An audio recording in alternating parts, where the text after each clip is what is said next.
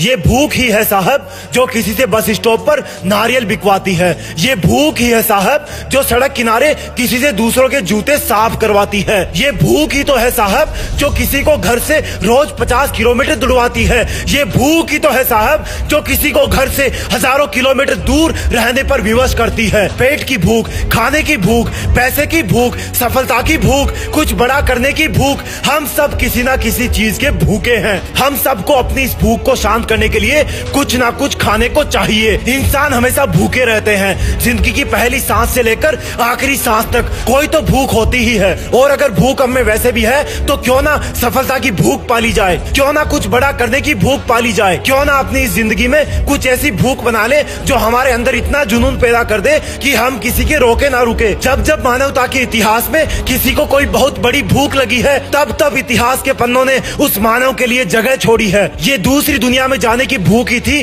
जिसने कई टन वजन लेकर स्पेस में जाने वाला रॉकेट बना डाला। ये तेज गति से सफर करने की भूख ही थी जिसने ये बसें और रेलगाड़ियां बना डाली। ये अंधेरे को रोशन करने की भूख ही थी जिसने चमकने वाला लट्टू बना डाला। ये जल्दी कैलकुलेशन करने की भूख ही थी जिसने सुपर कंप्यूटर बना डाले। ये लोगों को आपस में जोड़ने की भूख ही थी जिसने इंटरनेट बना दिया। इन बातों में अगर तुम्हें कुछ रहस्य के छिपे होने का एहसास हो रहा है तो शायद मेरा तुम्हें इस बात को समझाने का मकसद भी सफल हो रहा है कि जब तक अपने अंदर एक भूख नहीं पालोगे तब तक लोगों की गालियां तालियों में नहीं बदलेगी। एक चीता अपने असली चीतेपन में तब आता है जब वो हवा की तरह दौड़ता है और उसको दौड़ने पर मजबूर करती है उसकी भूख। और 10 बजे उठने वाला नौजवान भी किसी नौकरी के इंटरव्यू के लिए सुबह 6 बजे उठकर चला जाता है। उसको पता नहीं होता है लेकिन उसको जगाती है उसकी नौकरी को पाने वाली भूख। अगर चीते की तरह दौड़ना है तो भूखे रहो कि मुझे ये हासिल करना है। स्वीकार करो कि हाँ मैं भूखा हूँ, मैं सफलता का भूखा हूँ, हाँ मैं अपना नाम इतिहास में दर्ज कराने के लिए भूखा हूँ। तुम एक भूखे चीता हो,